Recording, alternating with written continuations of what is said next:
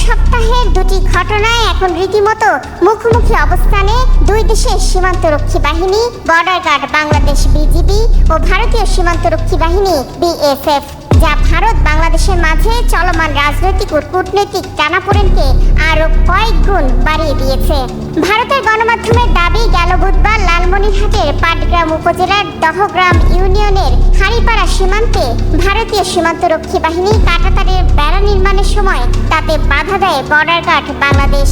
ভারতের দাবি, গবাদি পশু আটকানোর জন্য বেড়া দিচ্ছিল তারা। তবে বাংলাদেশ সীমান্তরক্ষী বাহিনী জানিয়েছে, আন্তর্জাতিক সীমান্ত আইন অনুযায়ী শূন্য রেখা থেকে 150 গজের মধ্যে কোনো স্থাপনা নির্মাণ করা যাবে না। আর বিএসএফ এর তত্ত্বাবধানে শূন্য রেখাতেই কাঁটাতারের বেড়া নির্মাণের প্রস্তুতি নিচ্ছিল দেশটির শ্রমিকরা। বিষয়টি নজরে এলে বাংলাদেশের বিজিপি বাধা দেয়, তাতে কাজ বন্ধ রাখতে বাধ্য হয় ভারতীয় বাহিনী। পরে ভারতীয় বাহিনীর সদস্যরা ভারী অস্ত্র নিয়ে সীমান্তে অবস্থান নেয়। একই সাথে সীমান্তে বিপুল পরিমাণে কাঁটাতারের বেড়া ও নির্মাণ সামগ্রী এনে রাখে। এর জেরে সেখানে অতিরিক্ত সদস্য মোতায়েন করে সতর্ক নজরদারি বাড়িয়েছে বাংলাদেশ সীমান্তরক্ষী বাহিনী। এর আগে 5 ভারতীয় নৌ অপারেটর বাংলাদেশের জলসীমায় ঢুকে গেলে তাদের আটক করে বাংলাদেশের সীমান্তরক্ষীরা। তবে যথারীতি ভারতের দাবি, গঙ্গা নদীতে প্রবল স্রোতের কারণেই নাকি নৌকাগুলো অসাবধানতাবশত বাংলাদেশের ভূখণ্ডে প্রবেশ করেছিল।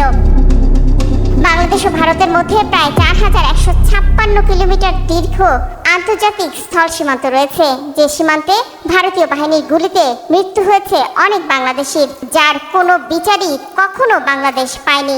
2011 সালে কুড়িগ্রাম সীমান্তে কাঁটাতারের বেড়ায় ঝুলে থাকা কিশোরী ফেলানীর লাশের ছবি আলোড়ন তুলেছিল দেশ বিদেশে। ভারতের সীমান্তরক্ষী বাহিনী বিএসএফ গুলি করে 15 বছর বয়সী ফেলানীকে হত্যা করে লাশ ঝুলিয়ে রেখেছিল কাঁটাতারের উপর। শুধু ফেলানী নয়, আন্তর্জাতিক সংস্থাগুলো বলছে 2014 থেকে 23 পর্যন্ত গত 9 বছরে সীমান্তে বিএসএফ এর হাতে 245 বাংলাদেশি হত্যার ঘটনা ঘটলেও একটি হত্যাকাণ্ডেরও বিচার হয়নি। এইসব ব্যাপারে বরাবরই নিশ্চুপ ছিল শেখ হাসিনা সরকার। আর এই বিচারহীনতাই সীমান্ত হত্যাকে উস্কে দিয়েছে বলে মনে করছেন বিশ্লেষকরা। মূলত বাংলাদেশের সাবেক প্রধানমন্ত্রী শেখ হাসিনা গেল 5 আগস্ট গণ আন্দোলনের মুখে বাংলাদেশ ছেড়ে ভারতে আশ্রয় নেওয়ার পর থেকেই দুদেশের সম্পর্কের চরম অবনতি ঘটে। শেখ হাসিনার ভারত প্রীতি মনোভাবের কারণে বাংলাদেশের জনগণের মনে তীব্র ভারত বিদ্বেষ জন্ম নিয়েছে এবং তার বহিঃপ্রকাশ ঘটে যাচ্ছে বলে মনে করছেন বিশ্লেষকরা। তারা বলছেন, আর মাথা নত নয়, জবাব দিতে হবে সব অন্যায়ের। আর ভারতের প্রতি বাংলাদেশে এমন মনোভাবের কারণে সীমান্তে মোদী সরকারের বাহিনী কড়া অবস্থান নিয়েছে। সেক্ষেত্রে বাংলাদেশেরও কঠোর অবস্থান নেওয়া দরকার বলে মনে করছেন বিশ্লেষকরা। রিফাত জামান।